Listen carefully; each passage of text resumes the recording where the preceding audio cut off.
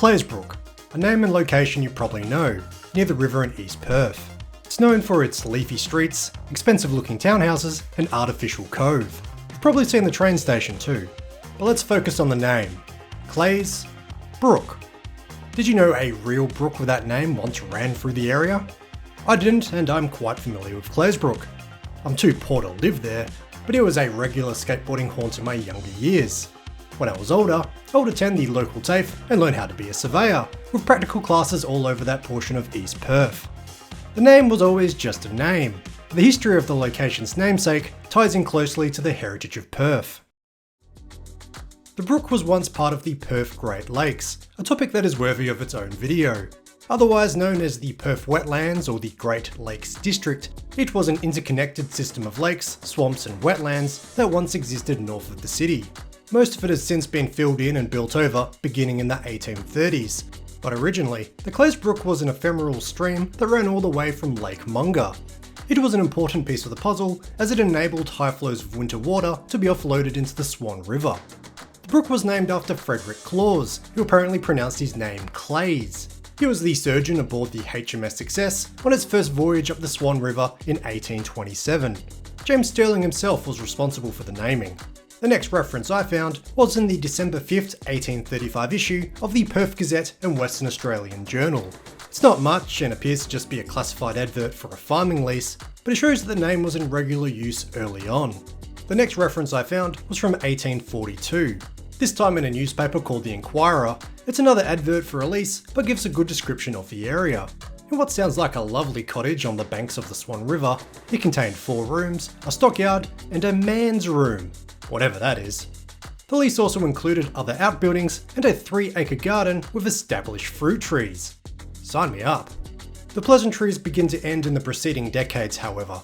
It started off modest, with an application to the government for a watermill over the brook in the September of 1851, but by the end of the month, there were talks of further industrialisation that would plague the brook for the rest of its natural life. Next, a public abattoir was announced. This would coincide with new health legislation that was being pushed at the time to persuade from animals being butchered in town centres. The abattoir, which would be situated right over the brook as it entered the Swan River, was touted as being out of town but not an inconvenient distance away. The plentiful supply of water was also a selling point, but the powers that be hadn't yet decided if butchers would pay per head slaughtered or an annual fee. The project moved quickly. By late October, a party of ticket of leave men were quarrying stone on site for construction. In the following months, there were plenty of adverts in the local paper for carpenters and other workers. This one requested tenders for strong post and rail to enclose the site. Fast forwarding to the following May, progress on construction was reported as going slowly. It appears the complex was quite large, with anticipation for an expanding population. But by January 1852, the abattoir was completed and named the Public Slaughterhouse for the town of Perth. It didn't seem as if the abattoir was very popular with the public, however. By July the following year, you start seeing letters to the editor like this, penned by an M. Edwards in the Perth Gazette, an independent journal of politics and news. He was unhappy that butchers were required to use it by law, as they were no longer allowed to slaughter in their town site premises. Not only was it expensive with added travel and transport times, but there was also accusations that the butchers were getting sick by using it. As such, many were packing up and leaving town. On the same page, there's a letter by someone who only went by XYZ. Mysterious. He shared the same sentiment as Edwards and proposed the building be converted into an immigration depot. Someone identifying as only a subscriber hit back with their own letter a week later. He called the claims in the previous letters notoriously fallacious. They argued that not only was the abattoir wanted by the general public, but was also essential for the town site's health and well-being. There was further talk the following week in the Inquirer, agreeing with the letter from XYZ that the structure should be converted into an immigration depot.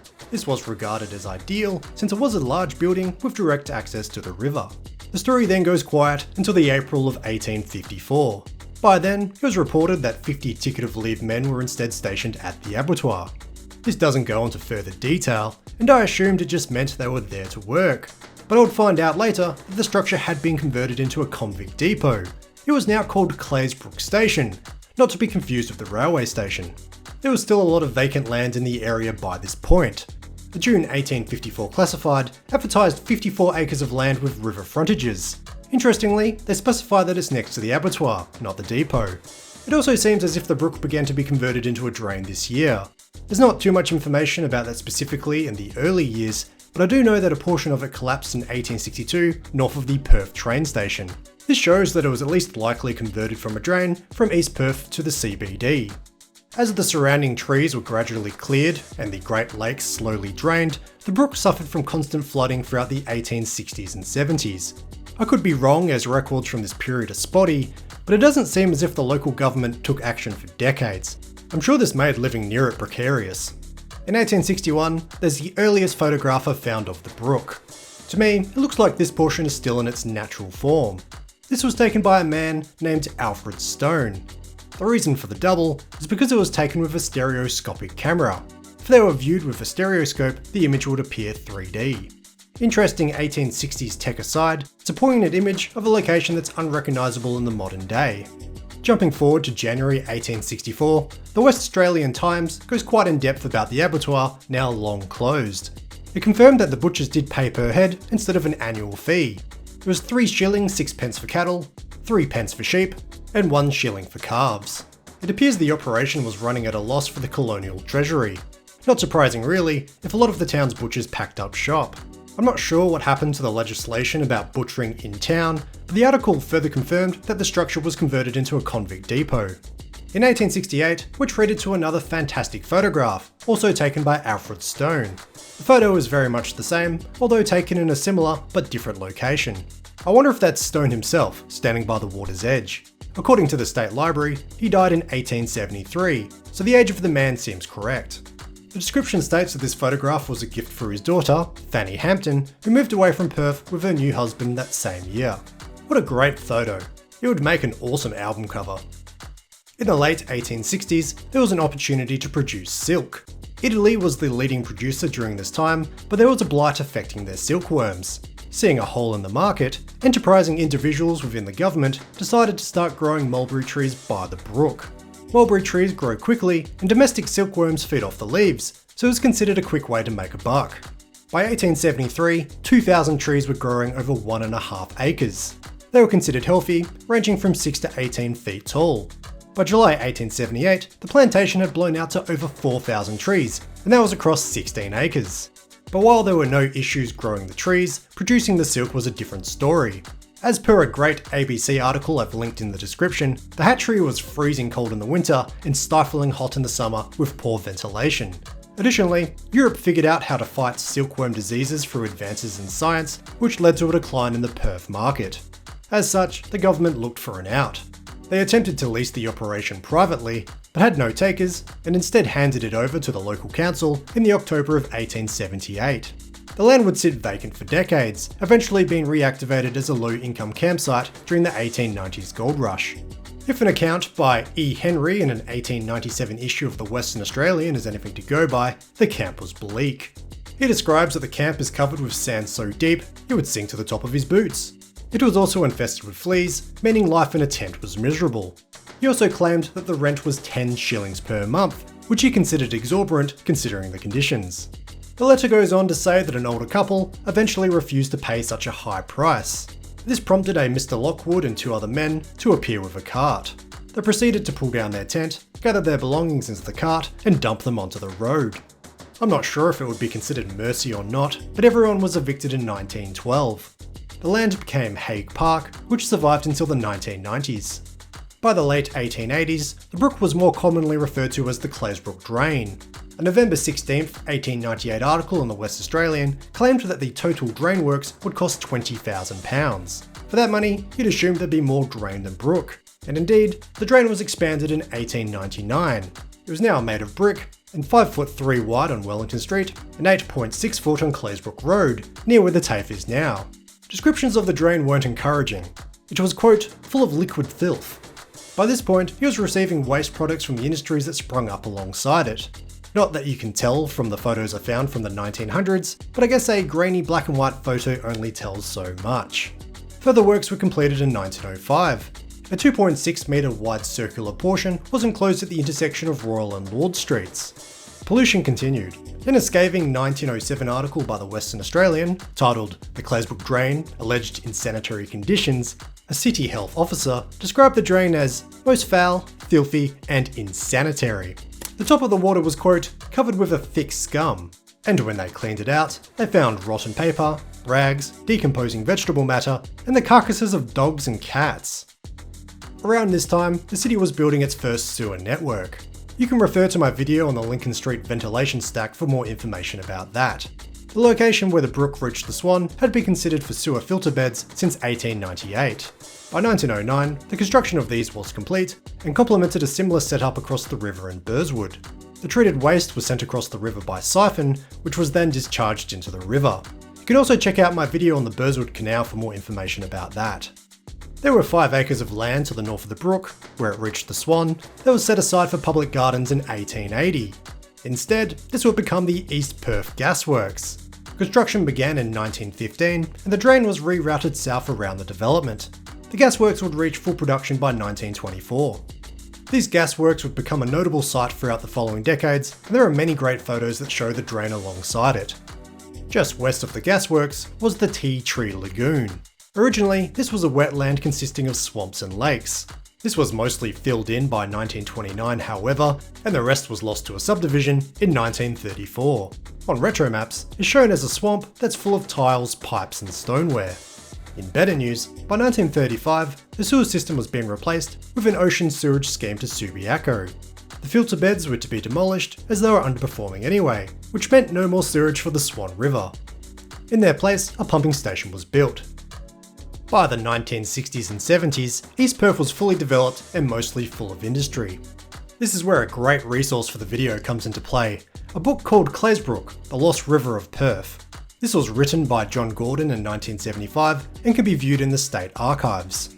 The section closest to the river was still open at this point and made of wood. I'll quote Gordon directly for his cheery description. Claise Brook Drain runs through the very old settled, depressed suburb of East Perth. Old dilapidated terrace houses, panel beaters' yards, minor factories, and old warehouses line the route of the old stream, and if any area of Perth is in need of a facelift, this is it. Further descriptions from the 70s are grim. There's surplus dumped concrete from the ready-mix plant partially solidifying trees, concrete and asphalt on the banks to mitigate erosion, dumped tyres, and foul odours from the gasworks. The drain at this point also smells awful, and Gordon notes an oil slick. There are some great materials in his book, mostly hand-drawn. For example, this fold-out map shows the route of the drain and where it was visible at the time. He notes 2 locations, where the Saunders Street car park is today, and a section of Nash Street closer to the city. Gordon finishes the report by stating, "Environmentally, the loss of Perth's lake and brook has been a disaster, but with careful planning, Perth's lost river may yet be found again." The question is, of course, does anybody know or care? It turns out, people did. Throughout the 70s and 80s, the gasworks were decommissioned. It was gradually disassembled, with the last gasometer, known as No. 2 City Holder, being demolished in 1985. In 1991, the East Perth Redevelopment Authority was formed to revitalise the area. The primary goal was to clean up the gasworks site and the surrounding area and waterways. There's a great document you can view online called the East Perth Redevelopment Review from 1992. It outlines the East Perth Project, an urban renewal program. It would be the largest in Perth's history, covering 140 hectares.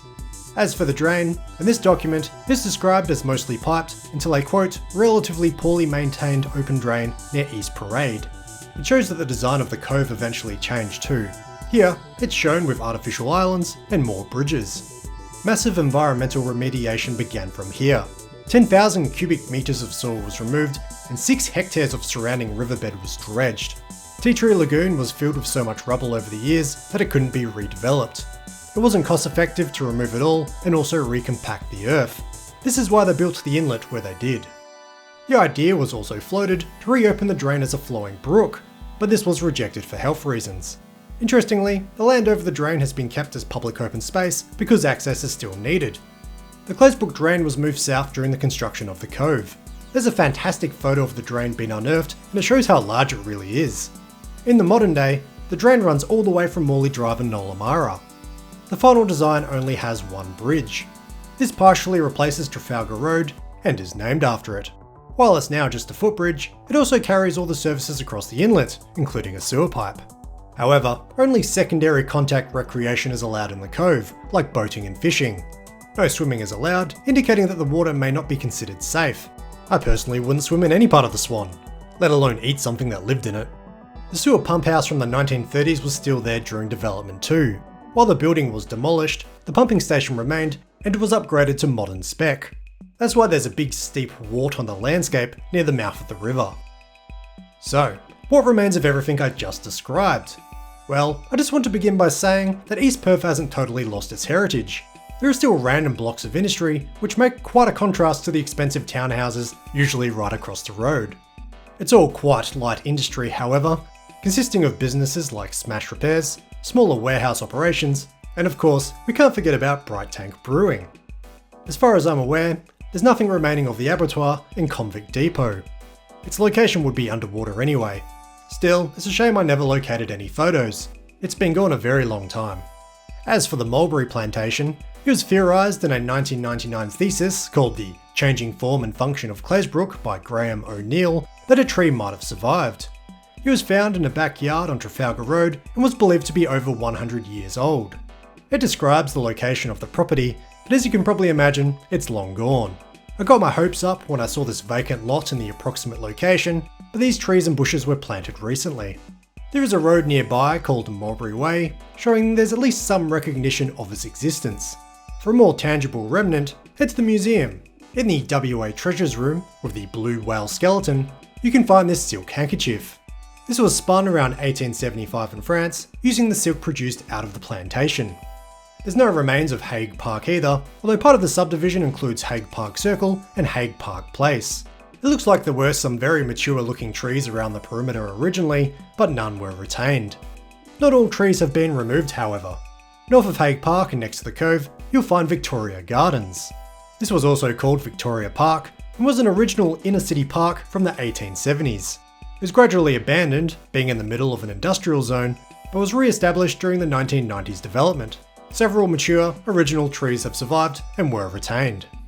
While the original tea tree lagoon is long gone, an artificial lake to the west was created in its memory. It's actually listed as Tea Tree Lagoon on Google Maps. This lake is fed by the drain and is used to irrigate about 10 hectares of surrounding parkland. Running from the cove, through the lake and until the ABC building, we find a representation of the brook. It's not very deep, but it's a unique landscaping option nonetheless. A plaque nearby said that the cobblestones used on a portion of it were unearthed during redevelopment. But what about the drain itself? My research began on retro maps. Following the old drainage leads to a manhole lid that's still there in the modern day. It also shows another manhole nearby, but that's now under the road. But luckily, I do have more to show than that. The shape of the cove was meant to follow the traditional path of the brook, but several mature trees prevented the precise shape, including this one. The root system of this tree was so intertwined with the box culvert that once ran under Trafalgar Road, they decided to keep the culvert and turn it into an art piece. This can be confirmed on retro maps. Now, we know that the brick drain is still underground and is quite large. When they finished enclosing most of it in the early 1900s, it's rumoured they built a small gallery into the drain to celebrate the completion. This was allegedly last spotted in 1983, but OH&S regulations meant that workers were no longer allowed access, relegating it to urban myth status. Now, I'm no Martin Zero. You wouldn't ever find me clambering around an antique drain, but luckily, I don't have to. By 2020, Watercorp had a remotely operated vehicle team. They sent such a vehicle down that section and rediscovered the gallery. The photo of the chamber is amazing in itself, but they also found a 3x2 metre foundation stone set into the concrete. It's titled City of Perth Main Drainage Works, and lists the mayor, the engineers and the contractor. It's dated 1901. I can't show you that in person, but what I can show you is this. I can't say for certain, but this must be where the Claise Brook drain enters the Swan. We know it was redirected further south, and I didn't find any other outlet before the cove. It's well hidden too. I didn't even spot it on my first filming trip. The whole area has had a fantastic transformation. What was once a mostly polluted industrial badland has become a massive recreational precinct full of green spaces, cafes, restaurants and bars, all while the Claise Brook still technically runs underneath, claiming the locale's namesake. I wonder if John Gordon ever saw it like this. If you're interested in how I make videos like this, I've released a behind the scenes video for my membership subscribers. Part 1 is already up, where I go through my research and filming processes. The second part, which will be uploaded soon, will be all about production of the video itself. I've also filmed behind the scenes videos of 2 different filming trips, one to Kalgoorlie and another to Kew.